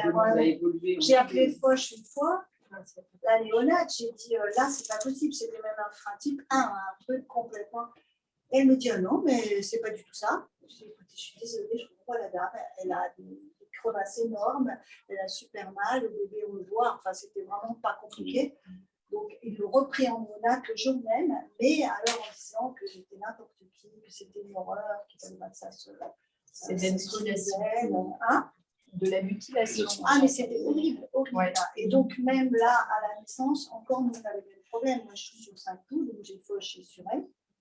Et on a encore une pédiatre à droite, une pédiatre à gauche qui va coucher, mais tout le monde s'en fout encore. Enfin, c'est pas que les pédos, hein. C'est vraiment sage-femme, pédiatre, IRM. Ce qui m'énerve, c'est quand on dit à la patiente que je dis n'importe quoi. Ça c'est terrible. Parce que, Et puis les parents pensent aussi que, alors moi qui ne suis pas, je ne suis pas professionnelle de santé, voilà, je suis consultante en lactation, auxiliaire de puériculture, les parents ils disent bon, on va demander au pédiatre. Voilà. Alors là, c'est pareil pour moi en tant que sage-femme. Mais je ne peux rien dire. Enfin, déontologiquement parlant, moi je ne peux pas dire, mais le pédiatre, alors quelquefois, je glisse un peu, vous savez, si le pédiatre n'est pas formé, il a beau être médecin, l'évaluation des freins, c'est. Voilà. On n'a absolument pas de formation. Oui, c'est ça. C'est vraiment toujours au cours d'un stage, dans un couloir, où on nous dit tiens, il y a un frein coupé, tu vas te débrouiller. Mais ça va venir. J'ai bon espoir vraiment que les gens forment. Le problème des personnes qui coupent. Le problème des personnes qui coupent les freins, c'est que ce que fait Thierry, il y a le côté émotionnel des parents, c'est un tout petit bébé, c'est pas rien, et donc du coup, il y a plein de praticiens qui sont pas du tout à l'aise avec des bonnes choses. Je comprends, parce qu'on a dit est-ce que les sages-femmes peuvent couper, moi je dis là, bof. Ça leur fait peur. Mes collègues ORL, je sais que certains, ça leur fait peur de s'occuper de bébés de moins d'un an. Ils disent on va l'endormir, on attend l'âge d'un an, 10 kilos, et on le fait au bloc, terminé. Moi, j'ai une pédiatre qui a dit attendez, on va attendre l'âge de 5 ou 6 ans, c'est là où on coupe le frein. Oui, problème. C'est moyen. C'est moyen, en général, la semaine, c'est tout. Mais pour moi, tu es le seul en France à couper de tout bébé de quelques semaines à, je sais pas, ta patient. Nos limites. Voilà. Le- Nos limites. J'essaye. En tout cas, le plus difficile, c'est entre 2 ans et 8-10 ans. Il y a ce petit moment de panique, effectivement, parce qu'on fait une vraie anesthésie locale. Donc, à partir d'un an, on a le droit d'injecter l'actilocaïne, adrénaline. Et là, il faut négocier le petit pic de moustique, comme je le dis. Donc, au début, tout se présente bien. L'enfant a été préparé, les parents sont très confiants, très souriants. Vous verrez mon fils ou ma fille impeccable, super, ça va bien se passer. Je le prenne sur les genoux. Le petit coup de xylo, là, ça commence, ça se passe pas bien. Et puis, donc, on détourne. J'ai les petits poissons derrière. Je vois qu'ils regardent les petits poissons. Un peu. Je les retourne et là, je commence à en parler. J'en parle pas d'ailleurs. Mettre les poissons là-haut. Ma petite sonde 4D, j'appelle les petites oreilles de Mickey. Ça ressemble à des oreilles de Mickey. On va mettre les petites oreilles de Mickey dans la bouche, doucement, on essaye. Discrètement, j'approche la seringue. C'est là où c'est la peine. Effectivement, parce qu'ils sentent le petit pic, même si j'en ai parlé un petit peu avant. Et là, je suis obligé d'enchaîner très vite. En fait, hein. Donc, les parents sont obligés effectivement de bloquer l'enfant, de le rassurer. Et après, il y a parfois un moment, une fois que le geste est terminé, un moment de pleurs pendant 5-10 minutes, mais parfois des hurlements qui n'ont rien à voir parce qu'ils ne sentent rien. De toute façon, c'est complètement anesthésié, ça j'en suis certain. Et donc, et après, ça se termine. Voilà, je vous représente des petits objets, des petits trucs que j'ai mis sur le bureau qui les a mis top terminé. C'est juste l'injection de C'est l'injection de je vois, mais je crois que c'est un petit garçon de 9 ans. Ah oui, ils sont restés un moment devant la Corée. Heureusement, je connais les résultats après. Heureusement que je sais comment ça se passe. Heureusement, 3 ans qui viennent parce que les parents me disent qu'ils ne mangent pas. Ils mangent que des pâtes. Voilà. Le reste, ils ne mangent pas. On lui met des textures solides, il ne veut pas. Il recrache. Il a un gros réflexe nauséeux. La nuit, il ne dort pas parce qu'effectivement, il a en même temps un reflux gastrique, il réveille régulièrement. Et je suis content parce que je sais qu'après, il y a effectivement une amélioration. J'en ai même vu deux enfants, un de 10 ans, l'autre de 11 ans. Les parents m'ont renvoyé un message après en disant écoutez, marchez sur la pointe des pieds. Ils marchent sur les pieds à pas maintenant, c'est terminé. Au début, on n'y croit pas parce que voilà, je ne suis pas chiro, je ne suis pas ostéo, je ne suis pas kiné. Et bon, je suis bien obligé de reconnaître qu'il y a un relationnel entre ces tensions qu'on a dans la bouche et ces relations, effectivement, ces tensions que ça. Et les répercussions à l'âge adulte, hein, parce et à l'âge adulte que aussi, si on parle bien sûr. des adultes, des gens Beaucoup. hyper tendus. Je vois de plus en plus d'adultes d'ailleurs. Oui, et moi je leur. Oui.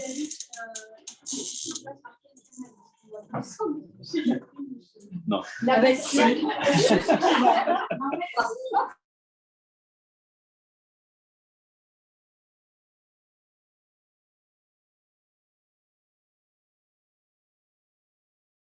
Ça va pouvoir dire, il faut travailler sur ça, les voir la problématique. Toutes les personnes qui connaissent les freins et qui se sentent à l'aise avec les freins, ils peuvent aller chez l'adulte ou chez l'enfant.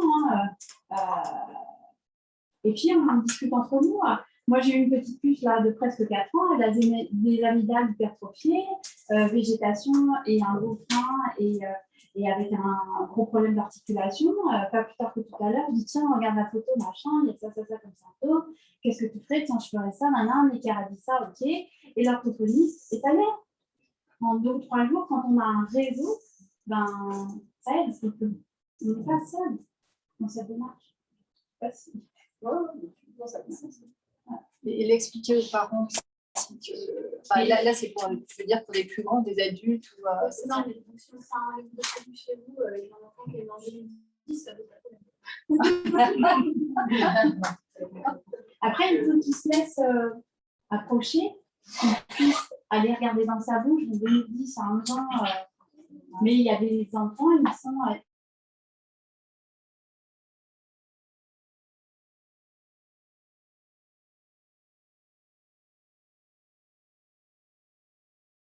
Parce que moi, dans ma pratique, hein, les enfants et les adultes qui viennent, le motif, c'est frein restrictif. Est-ce que chez les adultes, le fait de s'exciter un frein, ça peut changer la verbalisation, la façon de parler, etc. Vous avez des vidéos du docteur Richard Baxter, vous tapez vidéo docteur Richard Baxter, où avant et après prénom, on a l'impression que les adultes, ils ont vraiment un gros souci, et juste après la prénom, ils parlent, et c'est vraiment la langue se délie. Mais par exemple, moi j'ai un frein de langue assez conséquent, mais je parle correctement, a priori. Est-ce que le fait de sectionner, parce qu'il y a une gêne, enfin, sûrement si c'est appliqué à la chute de tout, etc. J'ai des premières syndicales qui sont toujours bloquées, voilà. Donc je pensais à le faire, mais j'ai peur de me retrouver à parler vers l'autre. Ah non, il n'y a pas de dégradation. Hein. Votre langue, c'est un bloc. On a des films. Alors si, la première fois, la deuxième phrénectomie que tu m'as fait sur l'anesthésie, moi j'ai pu parler pendant une demi-heure. Juste une demi-heure. Oui, oui. Juste une demi-heure. Et en fait, l'anesthésie était tellement importante que je suis arrivée devant la pharmacienne et je fais. Et ma fille, je lui ai fait. J'ai parlé avec les gestes, une demi-heure après, alors je paniquais pas, donc je me suis dit que c'est l'anesthésie. Et j'ai parlé après. Ah oui, il y a une pédiatre qui dit si on coupe, la langue va tomber, surtout le fait de... La langue, c'est un bloc. C'est ça.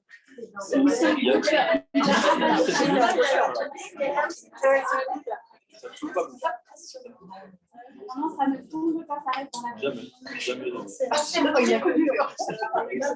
je n'ai pas ta question.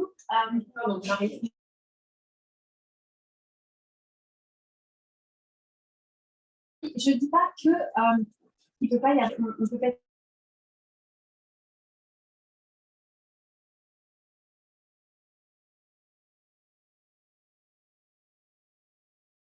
Jamais vu d'acuité l'inverse de système.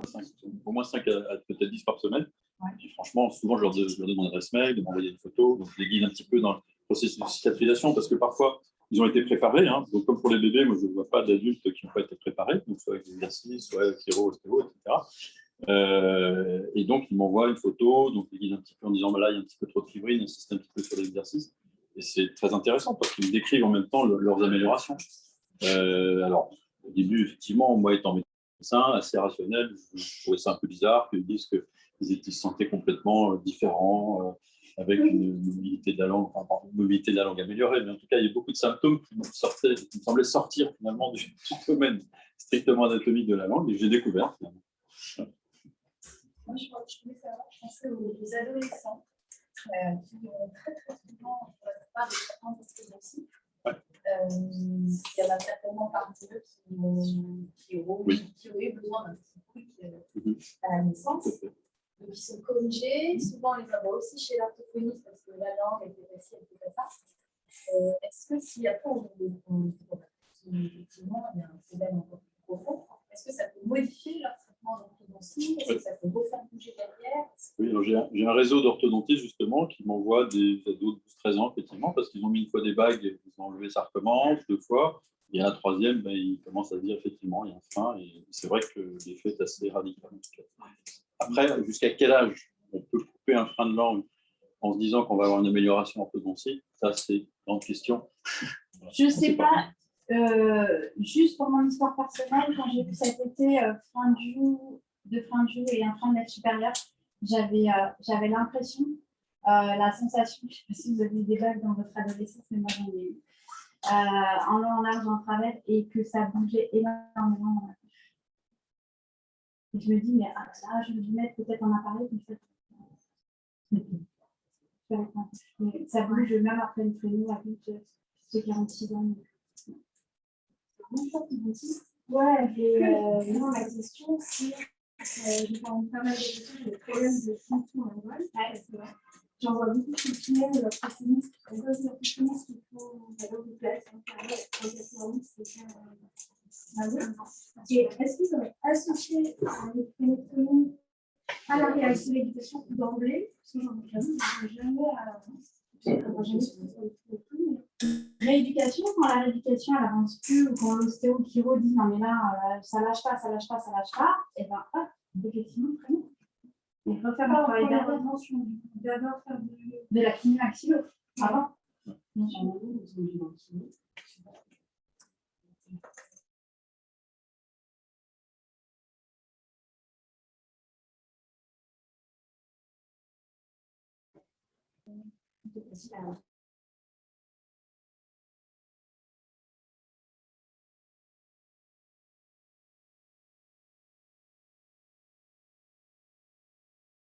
C'est pas tombé sur le coup, il y a Oui, ah bah, oui, depuis quelques années. C'est assez récent. Dis-moi. Oui, c'est vrai. Exact. Tout à fait. Ouais, désolée d'être correct, mais c'est les kiwis qui ont inventé la rééducation. C'est vrai. Qui ont formé les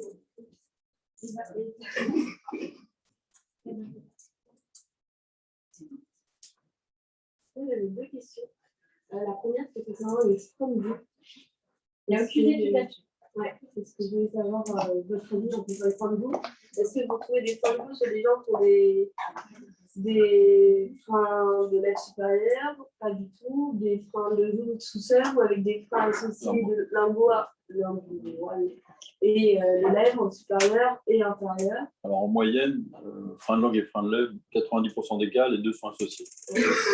Quand il y a un frein de lèvres supérieur avec des freins de joue qui ne sont pas très tendus, pour moi, la responsabilité majeure, c'est le frein de lèvres supérieur, franchement. Donc avec ce petit exercice qui consiste à relever la lèvre, si on arrive à bien boucher les narines, c'est que c'est bon, c'est souple, donc on n'y touche pas, on réduit éventuellement. Et on ne coupe que si effectivement on voit qu'il y a une tension, et là on libère. Et c'est vrai que parfois en passant sur les freins de joue, alors ça joue plutôt par le biais des fascias au niveau des yeux, en fait, avec parfois une asymétrie d'ouverture des yeux, des antécédents de conjonctivite, des antécédents de larmoiement, enfin des choses en tout cas à répéter. Et c'est vrai que quand on demande aux parents après ce qui s'est passé, ben c'est vrai qu'en général, des conjonctivites s'arrêtent, on a l'impression qu'on a libéré quand même une tension. Cervicalgie aussi. Je pense qu'il y a un. Comment? Cervicalgie. Cervicalgie. Je vais aller chercher en fait aussi. Et la deuxième question, c'était concernant, moi ça m'est déjà arrivé plusieurs fois d'envoyer une colectomie et que les parents fassent des messages en pré et en post-colectomie et que l'enfant ne supporte plus du tout qu'on mette les doigts dans la bouche. Et qu'il soit tellement stimulé qu'il ait du mal à se mettre quoi que ce soit dans la bouche. Est-ce que vous avez des solutions pour ces parents-là? Pas du tout. Ça ne m'arrive jamais. Jamais? Non. Quand c'est fait vraiment tout en douceur, avec. C'est du jeu. C'est franchement du jeu. Et donc, moi, j'ai aucun souci. Dans la bienveillance, on prend du temps. Il y a toute une petite intégration au niveau du corps, tout ça. Et moi, j'ai pas ça. Je ne sais pas toi, Catherine. Moi, je dis aux parents, lorsque le bébé ne coopère pas, on arrête. Et si vraiment il y a un problème d'hypersensibilité, on va renvoyer vers un orthophoniste éventuellement pour faire tout un travail de désensibilisation. Mais il n'est pas question d'aller dans la bouche du bébé, créer des problèmes. Linda, je ne vois pas tes messages, Linda. Je suis désolée, je vois que tu marques. Voilà. Je ne sais pas si vous voulez rajouter quelque chose. Linda Pourchet est consultante en lactation ici. Non, je suis d'accord avec vous. Je ne touche pas un bébé s'il n'autorise pas l'accès à la bouche. Exactement. Voilà. Donc, moi, je n'ai jamais ça. Et on l'explique aux parents, on leur dit, si vraiment le bébé ne coopère pas, c'est important aussi d'avoir cette information pour pouvoir, comme disait Delphine, orienter en fait, dire bon bah là on ne peut plus, donc on oriente. Ouais. Et puis les parents, ils sont accompagnés. Là, j'ai vu un bébé, la maman me dit hier, oh là là, c'est compliqué les exercices. J'ai dit, ok, allez, venez, hop, J8. Je regarde le bébé et tout. La puce, elle souriait. Je regarde.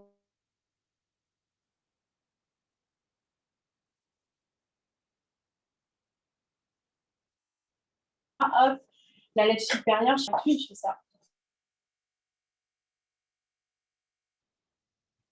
La mère m'a regardé. Non, mais là, c'est un peu là. Et je fais. Mais la mère, elle se met tellement la pression. Elle a tellement peur en fait, que ça se recolle que je lui dis, mais là, et elle n'arrivait plus à faire les exercices. Elle disait, mon bébé, en fait, il pleure dès que je m'approche. On arrête ça. On va faire des petits exercices en fait au niveau du visage. Vous avez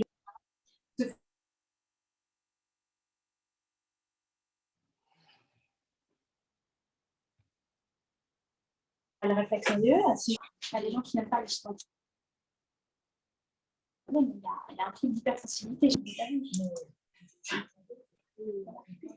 Tu peux parler de Ninon, Delphine? Oui, j'y ai pensé. Je ne sais pas si on va t'entendre suffisamment. On peut peut-être. Non. C'est hyper intéressant en fait son cas. Vas-y. Alors moi, la connexion, elle coupe. Je ne sais pas pourquoi. Elle est à Sarlat, c'est pour ça. Je pense qu'il mange du foie gras. Ouais. Je vais traduire si tu as des soucis, Linda. Ah, mais non, mais tu peux raconter l'histoire, tu la connais, puis c'est Thierry qui a suivi. Moi, je pourrais dire la fin. Ouais, je préfère que tu la racontes. C'est une petite fille, donc tout le monde entend? Ouais. Donc, c'est une petite fille que j'ai reçue, elle avait 7 mois et la maman est venue me voir en dernier recours parce que cette petite fille, elle est née, elle a pleuré, elle a ouvert la bouche et puis la sage-femme a voulu examiner le palais et là, le papa me dit, elle a fermé la bouche, elle ne l'a plus jamais réouverte. Donc, elle a été étiquetée trismus congénital. Ah, mais Delphine, bonjour. Voilà, tout le monde t'entend. Donc, elle a été étiquetée trismus congénital et elle a été nourrie par sonde nasogastrique pendant 7 mois. Voilà, donc à chaque fois, on voulait lui poser une sonde de gastrostomie. Le problème, c'est qu'elle était toujours rhinovirus positif. Donc, du coup, ils n'ont pas voulu intervenir. Et je me suis dit, oulala, elle avait quand même eu IRM cérébral, elle avait eu IRM de la mâchoire, elle avait eu aussi 4 fibros, tout était revenu normal. Les examens génétiques sont revenus normaux. Tout ce qui était piste infectieuse, c'est pareil, rien de particulier, ils n'avaient vraiment rien. Donc, j'ai examiné cette petite comme j'ai pu parce que j'arrivais à peine à mettre mon petit doigt en fait dans sa bouche, à passer. Et j'ai quand même senti au doigt, c'est pour ça que tout à l'heure Thierry disait au doigt, on sent quand même bien. Et j'ai examiné au doigt et j'ai senti frein de lèvres, frein de joue et c'était hyper tendu en intrabuccal. Donc, j'ai appelé Thierry au secours. Je lui ai fait un long roman en lui disant que je ne savais pas si vraiment ça allait régler son problème. Et cette petite fille, elle était en hypersalivation constante aussi. Voilà, et que j'avais vraiment besoin de son avis ORL aussi. Donc, du coup, il a été très gentil. Il a pris la petite fille très rapidement. Donc, la maman est infirmière puère. Je crois que la semaine suivante, il l'a prise et puis il a réalisé la fréno. Je ne sais pas comment il a fait, mais en tous les cas, il a réalisé frein de lèvres, frein de langue. Et cette petite puce, maintenant, elle est suivie par une orthophoniste. Pour son hypersalivation, on a trouvé un dosage. L'orthophoniste avait déjà travaillé dans un grand centre, donc elle a demandé un petit patch de scopo, je ne sais plus comment ça s'appelle, scopoderme, c'est un scopoderme, voilà, pour éviter qu'elle salive autant. Et cette petite puce, maintenant, elle mange avec appétit, elle ouvre la bouche et elle n'a pas eu de gastrostomie et elle prend du poids et elle s'éveille comme un autre enfant, elle se développe maintenant comme un autre enfant. Donc c'est quand même un grand succès, quoi. Voilà. Merci Linda. Bon, on n'en a pas tout le temps des comme ça. Hein.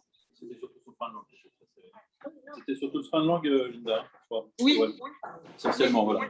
Et effectivement, dès que j'ai fini le geste, elle a eu une petite ébauche d'ouverture, en tout cas. Donc, elle avait déjà gagné 1 centimètre. On a gagné, quoi. Je ne sais pas si dans la formation des orthophonistes, ils font tous le travail, justement, ou des orthophonistes spécialisés en pédiatrie. En trouble de la succion, il y a en trouble de l'oralité. Okay. Il y a des formations comme ce que disaient les kinés tout à l'heure. En fait, il y a des kinés qui vont être plus spécifiques que d'autres, ou les consultants en lactation aussi. Il y en a qui ne sont pas formés sur les freins et c'est OK.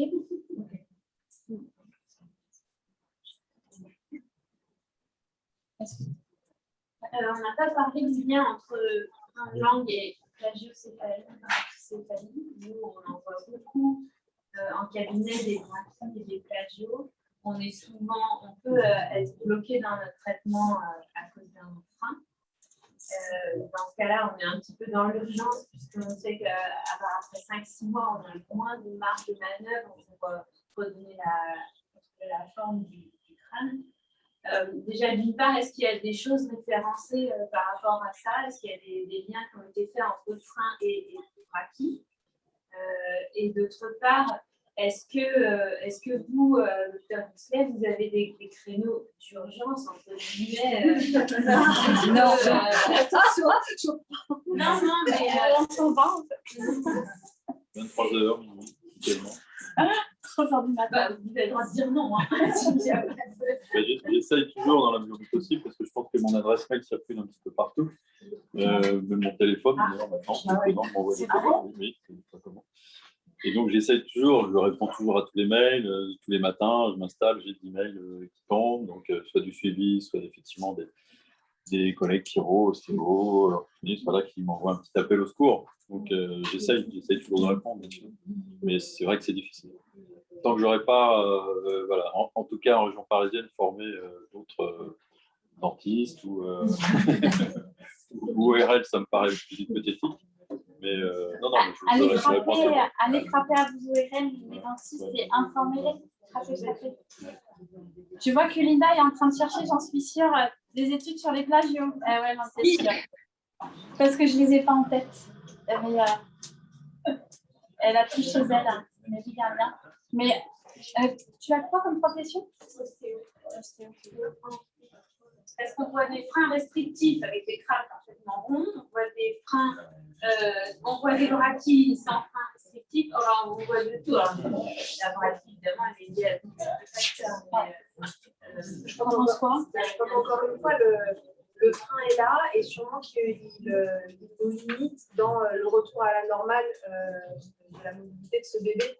Je crois qu'on ne peut encore une fois pas faire le lien entre le frein, la brachie, et le frein sur un système de bébé comprimé et qu'il va falloir décomprimer, mais qui a une tension tout le long de sa loge viscérale. Du coup, il va être beaucoup plus difficile à remettre à zéro. Et donc, libérer le frein, en effet, va être une façon de délier le ce bébé et qu'il arrête d'être en extension. Mais pas libérer. Encore une fois, ce n'est pas le frein, la brachie, c'est le frein, les compensations qu'il a entraînées et la majoration des tensions qui ont une autre cause que le frein qu'il entraîne qui pose problème. Et en effet, pour nous, quand ils ont évolué pendant 5 mois autour de grosses tensions et d'un frein restrictif par-dessus ou en premier, c'est plus difficile, quoi. Donc, quand on a une section de frein relativement rapidement, ça permet de. Oui, mais pas trop rapide non plus parce qu'on va avoir des cicatrisations qui vont être moins bonnes et donc du coup, il ne faut pas les. Oui, mais il faut qu'on partage la cicatrisation sous la langue si on va trop vite, on ne les a pas préparés. Ouais. Mais le truc, c'est que quand on a un bébé de 5 mois qui a une plagio énorme, il y a un moment où quel est le bénéfice-risque entre une cicatrisation qui n'est pas optimale et ça.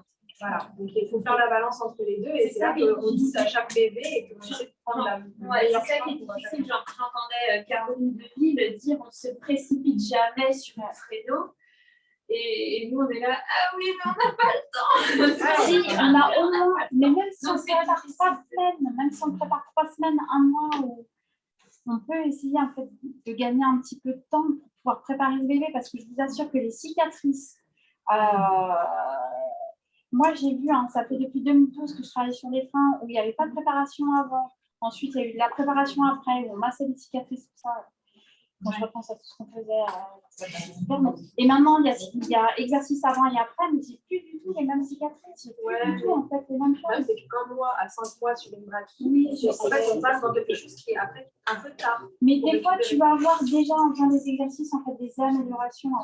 Ouais, mais on va, c'est pareil. Voilà. Je suis tout à fait d'accord avec toi. Bénéfice-risque. C'est comme là, j'ai envoyé un bébé à la fréno à 20 jours qui n'était pas prêt. Je sais, il n'était pas prêt. J'avais ça, j'arrivais à mettre très peu mes doigts. J'ai dit, bah tant pis, on a fait au moins des exercices là, pendant 15 jours. Et ça met en péril en fait son allaitement. Elle allait arrêter l'allaitement. Je dis, tant pis, on le fera. Résultat des courses, ce bébé a eu sa prénouille avant-hier, je pense.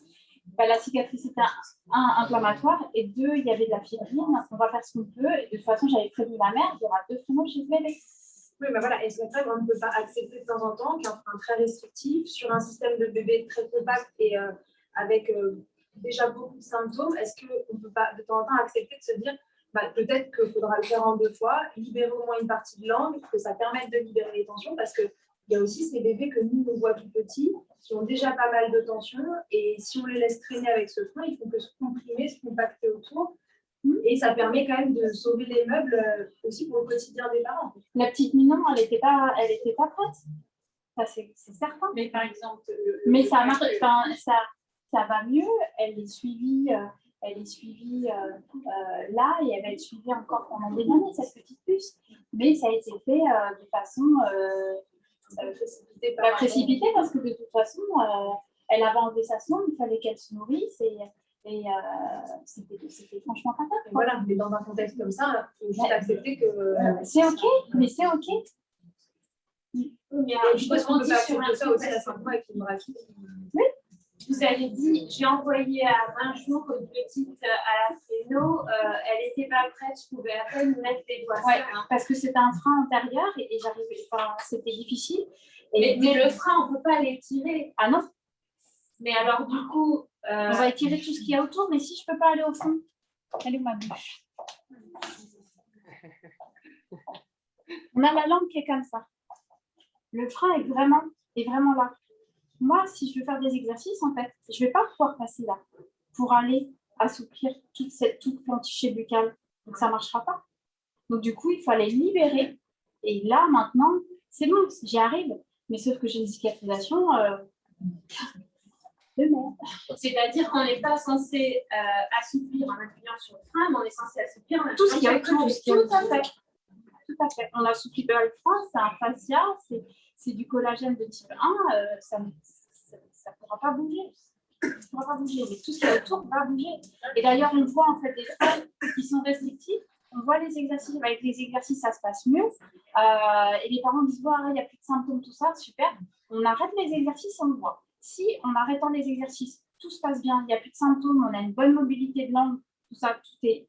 Et l'ostéochiro dit, non, mais j'ai de moins en moins de tension, c'est génial, et ben on fait rien.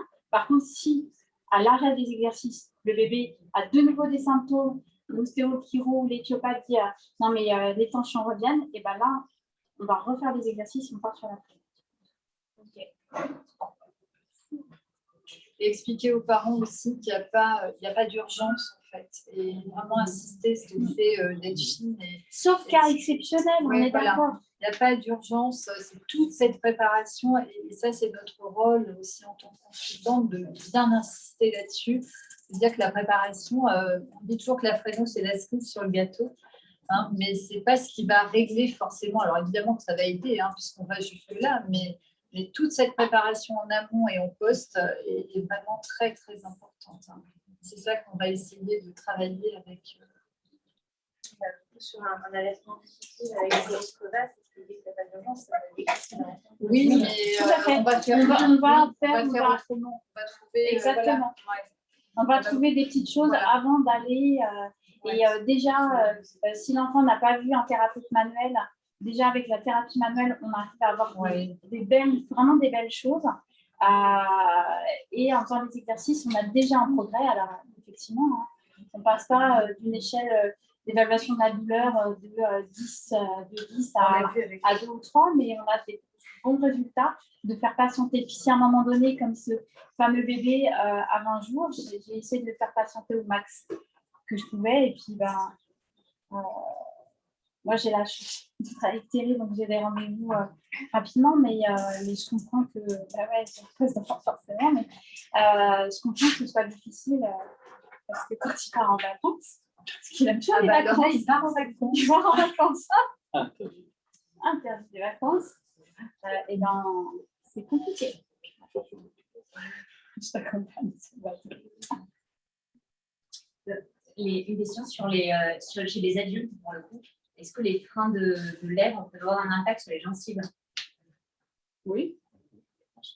Mais du coup, quand on a cette suspicion-là, on envoie vers un dentiste, un parodontiste. Oui, parodontiste, par exemple, les dentistes, voir si ça gêne ou pas. Je pense qu'il y a des dentistes qui s'occupent de couper les freins de lèvres. Oui. Ça c'est fréquent. Fin de langue, c'est. Fin de langue. Ou alors très, très gentiment. On est fleur.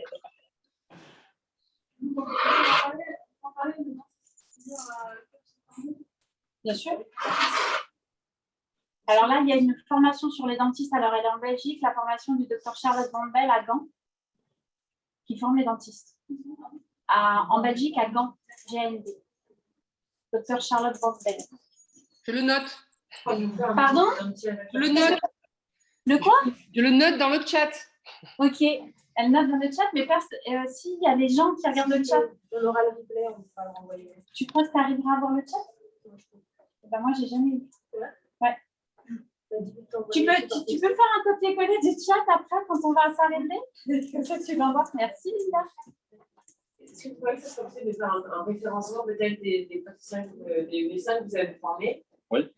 Ah, bah, les super. dentistes, en tout cas, oui, c'est plutôt.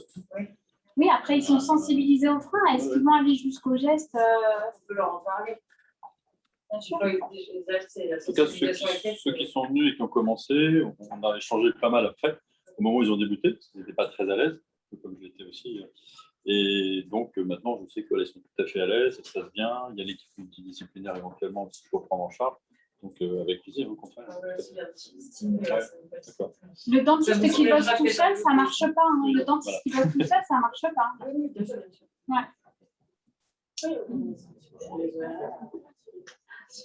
Pourquoi il y a autant de restrictions chez les ARL? Pourquoi il y a autant de restrictions? Parce que je pense qu'ils ont peur. Avant un an, ils sont tranquilles en se disant on va le faire après un an, sous l'anesthésie générale, au bloc, tranquille. Ok, mais malheureusement, ils ne font pas de rééducation non plus, même s'ils ont suturé, effectivement, sans rééducation, c'est pareil, on tombe dans une complication. Je pense. Mais pas souvent, en fait. Alors, les freins antérieurs, si, les freins antérieurs, pas tous. Il y a des collègues qui disent bon, tout va bien, il n'y a pas de symptômes, voilà, pas. Mais les freins postérieurs, ils ne connaissent pas. Hein. Les freins postérieurs, non, ils ne connaissent pas. Ils ne le reconnaissent pas, en tout cas.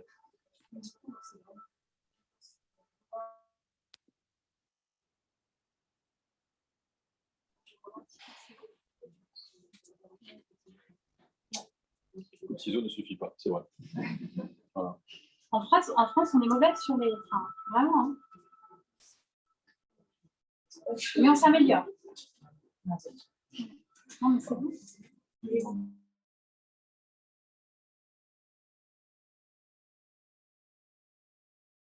Toujours faire des formations parce que c'est complet.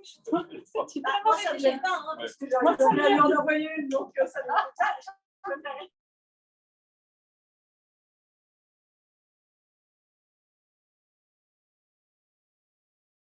Très content quand c'est possible, effectivement. Mais bon, Quand tu te rends compte, s'il te plaît. C'est vrai, c'est vraiment du boulot. Mais ouais.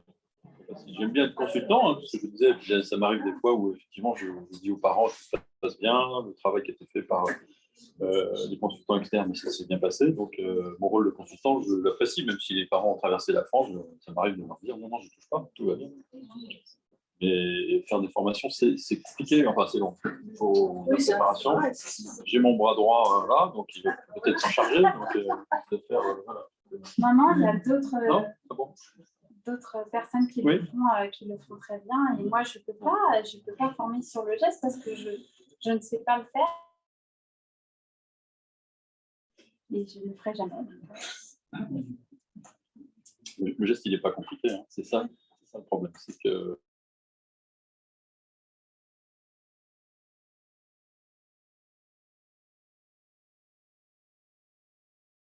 l'avantage d'être sur un bébé, on se rend 80 cm dans une petite bouche. Voilà. Si on ne fait pas le geste complet, là, on n'a pas d'amélioration complète. Et du coup, vous ne suturez pas, vous, fixer au laser, c'est ça? Pas les adultes? Alors, les adultes non plus, parce que voilà, c'est une cicatrisation dirigée, on va dire. Voilà, c'est ça. À ce jour. Voilà, à ce jour. Ça m'arrive parfois pour certains enfants de le faire quand même au bloc, parce qu'il y a des contextes psychologiques, neurologiques ou autres, donc ça c'est compliqué. Et donc là, je suture. Et vous suturez que au bloc, pas en cabinet alors? Pas en cabinet, trop difficile. Trop difficile, trop chronophage aussi. Donc, non, mais en fait, les cicatrices chez les adultes sont tout pas mal. C'est bien surveillé quand ils ont un bon suivi aussi, hein, donc chiro, ostéo, kiné aussi, donc maintenant qu'ils sont formés, donc c'est intéressant. Voilà. Une dernière question. On est ouvert.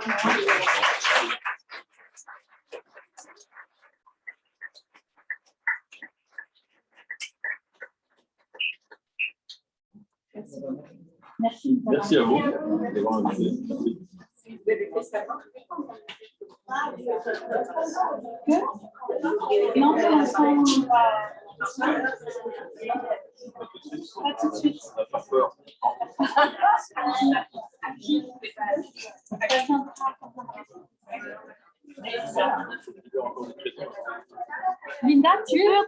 le chat? C'est fait. Coucou Mélinda. Salut. Moi, je mange. À la Comment? vôtre.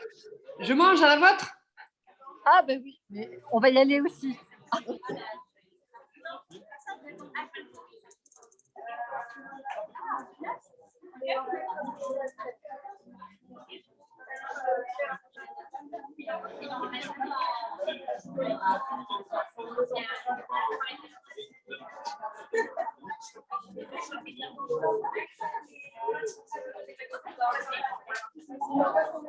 Salut Catherine.